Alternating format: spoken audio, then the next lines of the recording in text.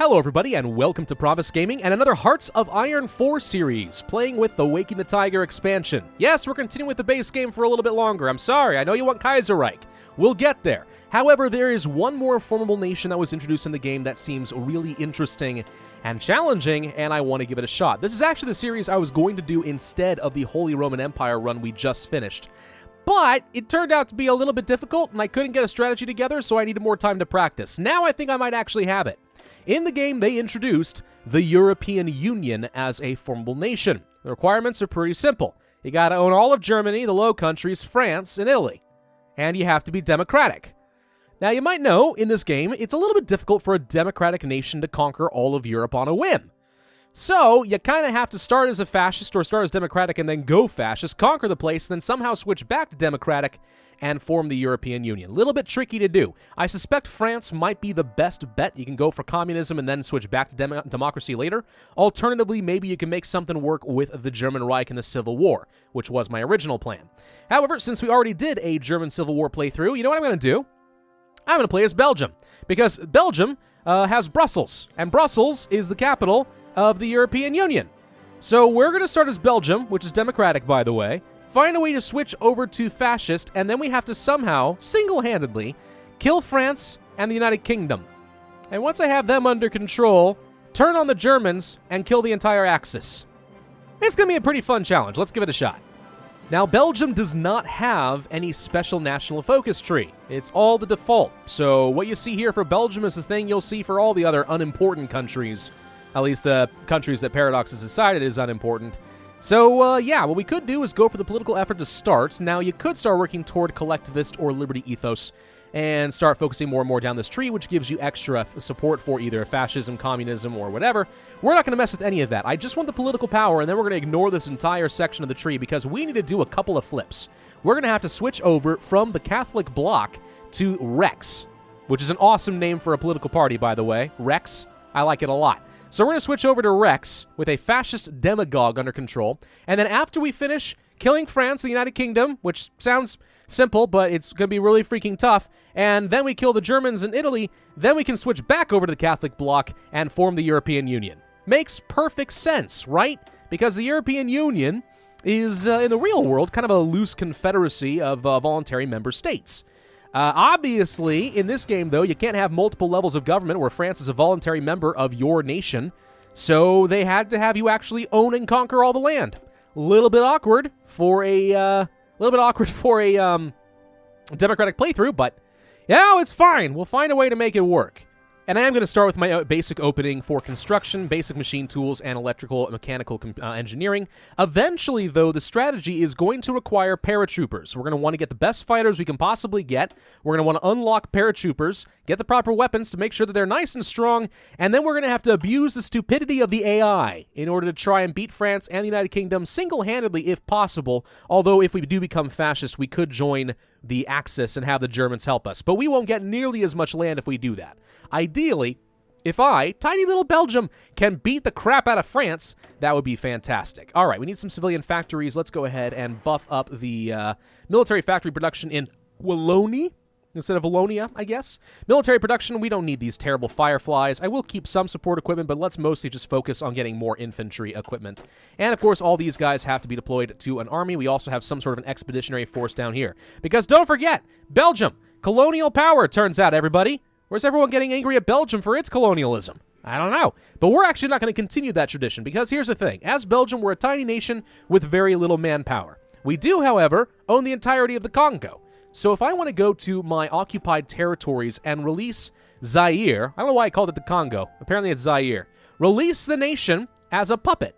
And what we now have is a little puppet nation, the Belgian Congo. That's why I called it the Congo. Now I remember. Okay, so what you can do then with a puppet nation, there's this little button that I've never really used right here, templates of subjects. We click right here in the Belgian Congo. Hey, look, they have a bunch of templates, including an infantry one, which is 9 infantry plus engineer companies, exactly the same that I currently have. Let's copy that. And then let's go ahead and train a bunch of divisions in the Belgian Congo and tell them to go ahead and assign themselves up to my front line. And what's going to happen here, if you look at the manpower, is we have to supply, well, hang on. Maybe it has to recalculate for a second. It says manpower has to be supplied, which is certainly true. But the advantage of having your subject use their templates is they have to provide most of the manpower themselves, which obviously is very, very convenient. There we go. Let's see. Manpower. Belgium has produced 9,300 out of the 93... Okay, so Belgium has produced 930 manpower. The Belgian Congo has produced 8,370. So they have to foot 90% of the manpower bill for each of these divisions and then send them up home. That's a pretty fun exploit.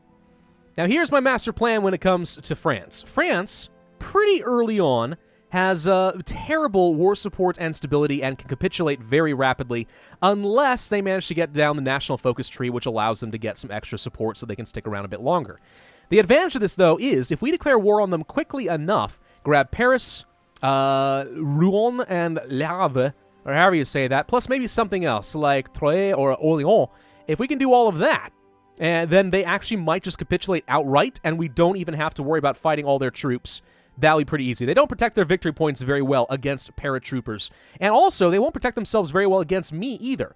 France, even with me declaring on them, is still going to keep the majority of their troops sitting on the Maginot Line because at the end of the day, they don't see Belgium as a threat. They're looking at Germany thinking, holy crap, they're the ones that are going to kill us. Wrong! It's going to be Belgium. So if we can exploit this quickly with enough air support, transport planes and paratroopers grab the victory points very rapidly, by early 1938, they may just capitulate outright. Now that still leaves us having to fight the UK, but one problem at a time. That would get us a lot more land, a lot more factories. And don't worry, by the way, I'm not going to continue just skipping forward all the time. We'll probably continue it as normal from here on out. I just wanted to kind of give you a quick upload on the plan, and then we can just kind of move from there. So here comes political effort with which we will immediately hire a fascist demagogue so that we will be able to start switching over to a new form of government. Also, the Rhineland got remilitarized. Shocker. Who would have thought? There's the fascist demagogue. All right, so we're now gaining 0.1 fascism support every day. It's going to be at least a year and a half or so before we're able to actually overthrow the Catholic bloc and become Rexist Belgium. But we'll get there eventually. Now, we're not going to worry about going down liberty ethos, even though it's actually not terrible, all things considered. Some extra political power. Neutral foreign policy, however, is terrible for us. I don't know. There's a lot of things we could do this, but nah. Instead, we're going to go down the industrial effort. I'm going to get the extra research bonus for industry, and then we're mostly going to focus down to get the extra research slot as quick as we can, then double back and get a bunch of extra military factories because we know that we want to produce a lot of military goods. This is the strategy I have in mind. Now, unfortunately, it means we're pretty much just going to sit around for a little bit, which might seem horribly boring to some of you. So I'm not sure how much I just want to sit here and do nothing. Maybe I can find a way to talk and continue being entertaining for the next 20, 30 minutes. Maybe, but I don't really expect that I will. Managed to stall that long enough. Here comes electrical mechanical engineering. Let's go for mechanical computing. We do want to make sure we get as much research time bonuses as possible, especially everything industrial is actually very important as a minor nation because we're already playing catch-up with the big powers over here. So as much as we can focus on an extra research slot, anything that gives us more construction or production, anything that gives us more research time, that's going to go a very, very long way. In the meantime, though, we are currently trying to produce the infantry equipment and support equipment required to train up all these troops from the Congo. And they're going to send them up here. And seriously, I wish I had known about this sooner because this is a very powerful feature of the peppeted nations. It depends a little bit on like how much autonomy they have as far as how much manpower they'll supply. But considering the Congo has a lot more manpower than I do, like this is going to go a long way to field an actual reasonable army against France before it's too late. So I like that a lot. Now, we may want to go for dispersed industry this time around. Factory output plus 10% as opposed to 15. It's significant, but not absolutely massive. On the other hand, we also get some production efficiency retention, which can be nice. Plus less vulnerability to bombs, which I may or may not be able to survive against bombers. I may not have air superiority. We're going to go for the dispersed industry this time around. I've heard some people think that it's actually better. We'll see. In the meantime, let's go ahead and get the extra civilian factories, focusing down the construction effort. And we're just going to beeline to that extra slot so I have as much research working for me as possible. Now, you may be curious how you actually flip from democratic to fascist in this case. They did change this up in Waking the Tiger. By the way, let's go ahead and modify the government and pick up a silent workhorse so I can get even more political power generation, because that's going to be important. So yeah, they changed this up in Waking the Tiger. Once you pick up a demagogue or a reformer or something like that, you now have some special decisions. In this case, fascism on the rise. Now, we could prepare for a civil war and try to trigger one and then just take over Belgium that way, but it'll cost me a lot of troops and industry. Or we can open up for political discourse. That'll cost me 75 political power, and then we will have a couple of different options that will allow us to gain extra fascism support at the cost of stability. And then, if we can get up to 50%, we can hold a referendum and peacefully take over the country. That's how you do it now. So that is exactly what we are going to do. There's also a couple of interesting little options here for Belgium specifically. Repudiate the Treaty of London. If we can control all the Dutch states and Luxembourg, then we get to form a new nation. In this case, the United Kingdom of the Netherlands. Or if we're fascist and we do repudiate the Treaty of London, I think we just become, like, Belgium Rex or something. I don't remember exactly. We got something different there. Let's actually get something different over here for research. We are good on all of that. Okay, let's go ahead and research artillery next, because right now we don't have any. That's how far we are behind. Kind of going to be tricky as a minor nation taking on the two largest powers of the Allies at this stage of the game, but we'll get there eventually. I swear we will find a way. I've actually managed to do it before in my practice games. It's just really difficult and really requires the stars to align, like a lot. Do not be surprised if I am going to be pausing and saving and doing some little jump cuts occasionally for that, if I have to. Like, I don't want to spend the next, 6 weeks of my life trying to perfect this. And I definitely can't do this on Iron Man. I am not that good. I'm actually very new to paratroopers. And yet, the very first time I tried to do this with paratroopers, France insta-capitulated and gave me all of their land before the Germans could get anything. So I'm very curious to see if we're going to be able to repeat any of that. Now I'm going to go ahead and switch over our land doctrine. Right now we have Grand Battle Plan, which is okay. It gives you some extra entrenchment, planning, defense organization, actually a pretty good amount of organization in general. But because our manpower is very small, manpower pool is quite small, we're going to switch over to the superior firepower doctrine. Our manpower is precious, but bullets are cheap. Basically, if we can get enough production to keep churning out artillery and stuff like that, we'll be able to get a lot more focus on artillery, which saves me a lot of manpower. That's going to be the idea. I think superior firepower might be the best doctrine in the game. Depends. Mobile warfare is also quite good if you have the production to support it with your tank production. I currently do not. Spanish Civil War has begun. Alrighty. Looks like we can really only support about 4 of these at a time, which is unfortunate, but we'll keep working on it. It's going to be all right. Lacking a lot of infantry equipment. Also some motorized, which is interesting. Huh. What do we currently have deployed that actually would require motorized? Oh, right. An actual motorized division right here. Hello. Yeah, you're pretty weak. I'm not really sure what I'm going to do with you. We do also have some cavalry divisions with apparently recon and engineer. I don't know why. Obviously, later we're going to want to switch that over to military police as we occupy the entirety of France. Believe it or not, France is not the hardest thing to take down as Belgium. It's difficult, but it's not the end of the world. You just need a bit of luck, and you need to move really freaking fast. The UK, that's where things start getting really tricky, but we'll see what we can do with that. I'm going to switch over to a military theorist, which would get me some extra army experience every day. And that will make it so that I will be able to change up some templates and try to get prepared to fight the French eventually. Let's add a trait onto this general. By the way, as Belgium, we only have 1 general for the entire nation. Kind of sad. We may have to hire a couple of new ones eventually. One thing I actually want to check, though, do we have any old guard guys? We do, actually. Less air experience, but we get extra political power, plus 10%. That is not insignificant. We may actually want to pick him up as an advisor early so we can get a lot more political power. That would be nice. Let's go over to the infrastructure again. Infrastructure doesn't seem all that important, but it's going to lead to a research slot, so I think that that's going to be pretty good for us overall. We do also want to move toward partial mobilization. As long as we have 25% war support, this is not going to be terrible. The downside is if we do it while we're democratic, there is a chance of getting an event where you either have to change from partial to early or you lose stability and war support, which kind of sucks. That said, you also get a much better consumer goods, more construction speed for your factories.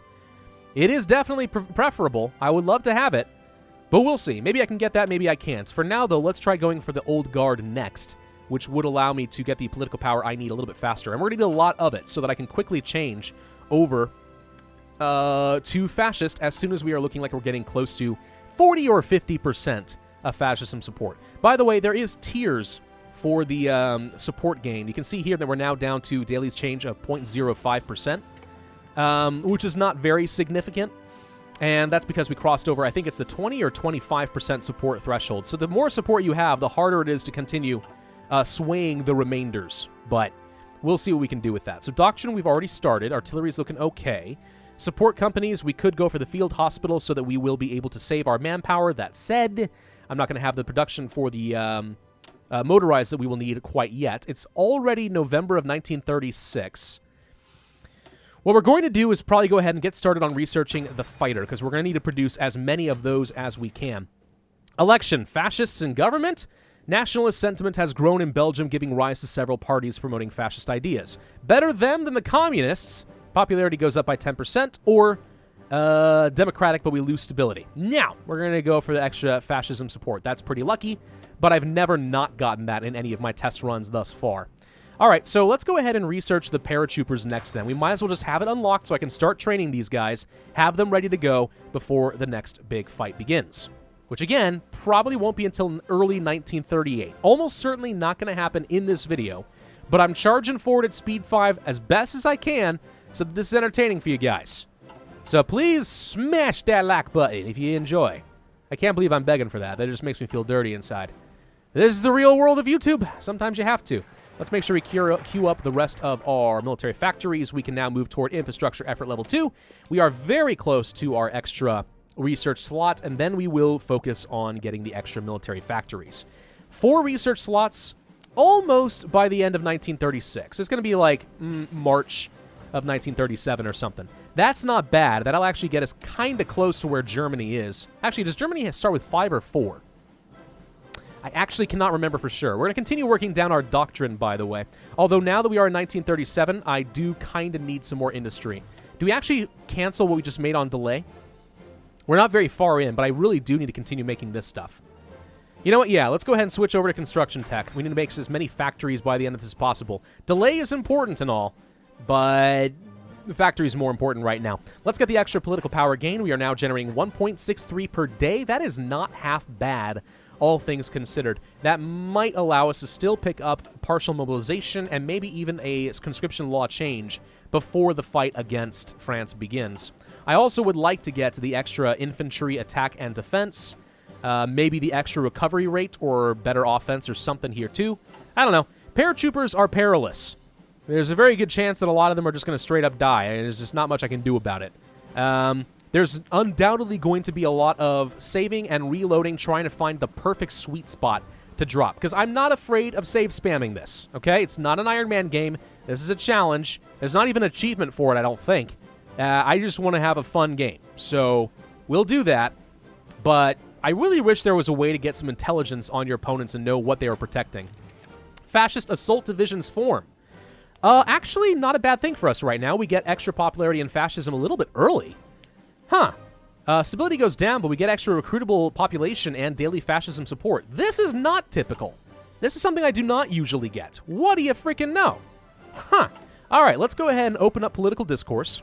And what's going to happen here now is if we can get to 100 political power and 50% support, we'll be able to hit this and immediately become fascist and start fabricating a claim on France. A little bit early. I'm shocked by this, actually. This is fantastic. Our daily change has gone up a bit. All right, let's go for the extra research slot. That'll be done. Fantastic. Yeah, so we need to get up to 100 political power, but pretty quickly, because I want to be able to switch over to fascism immediately. And for those of you who do not know about the whole justification of war things, democratic nations don't get to form against any sort of war goal against countries that haven't created world tension, and they also can't declare on other democracies. So they're very limited. Non-aligned people can fabricate at 50% world tension, which we're nowhere close to. Fascists and communists can do it from day one. This is one of the reasons that almost everyone plays either fascist or communist in this game, because democratic is boring. You just sit around having to wait for other people to do bad things so you can actually sweep in and save the day. A little annoying. Fascists influence foreign policy. Wow, we're getting a lot of support right now. This is amazing. The German Reich is going to like me too. Okay, so there is the popularity of fascism that I needed. way earlier than a single one of my test games. This is just working out perfectly so far. So yeah, as soon as we get to 100 political power, we are going to hold a national referendum. We are going to become fascist.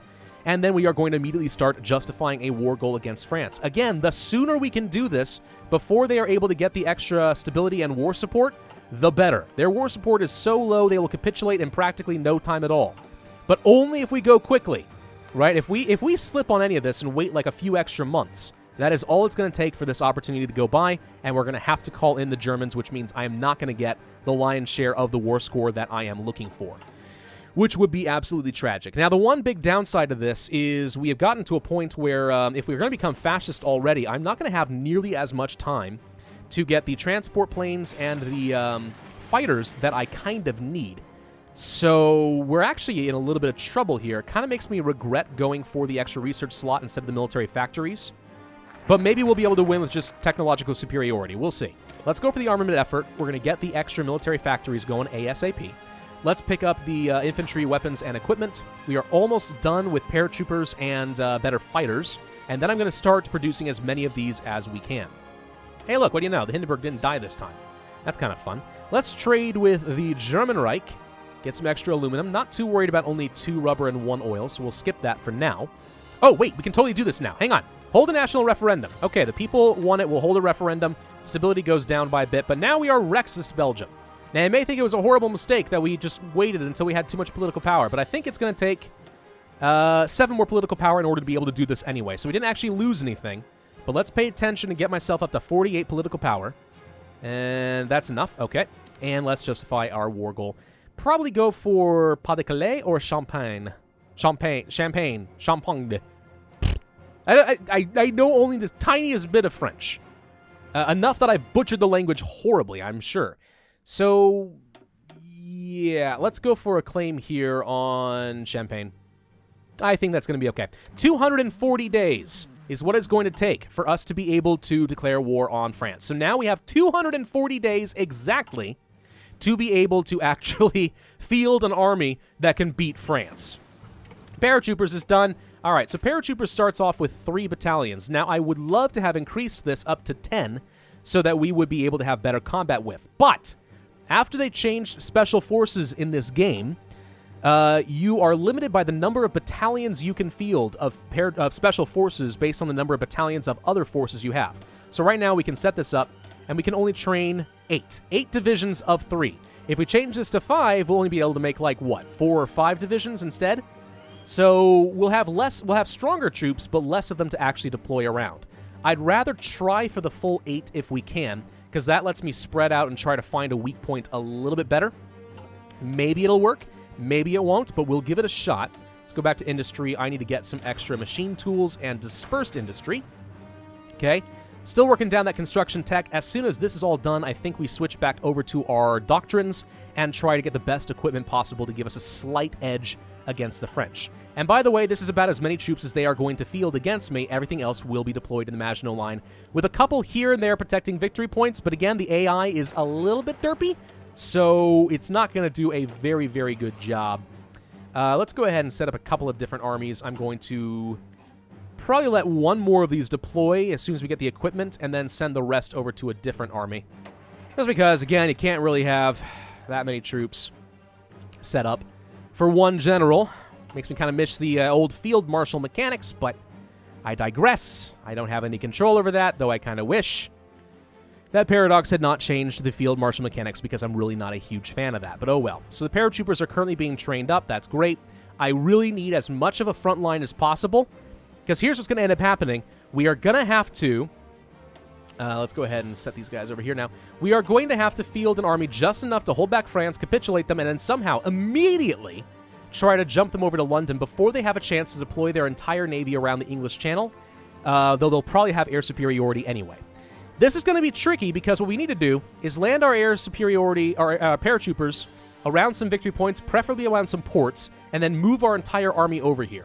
And this is where we're going to rely entirely on some luck, because there's no way that I can build a navy to stop the British Navy, so they can sink almost all of my troops coming across unless we are quick before they actually deploy everything over here. And even then, speed may not be the issue. It may be borderline impossible regardless. But we are going to give it a shot. Let's jump back onto our land doctrine, continue with the delay. And so far, this start is going pretty much according to plan. We are already fabricating a claim against France. It is happening a little bit early. We could join the Axis, although I don't have to call them into the war.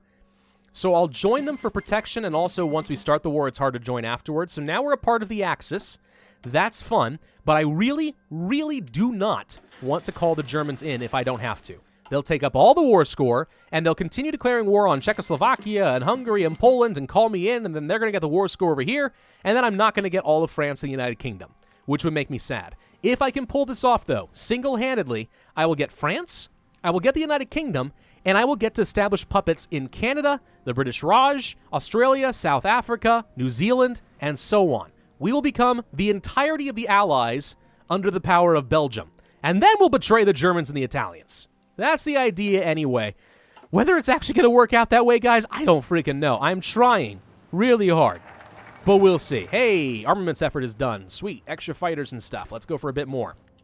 So yeah, we'll see what we can do, but it's going to be a little bit tough. Thank you all very much for watching. I do hope you enjoyed this video and you're looking forward to this incredibly difficult challenge. If so, then be sure to hit that like button, leave a comment, and subscribe, and I will see you guys next time.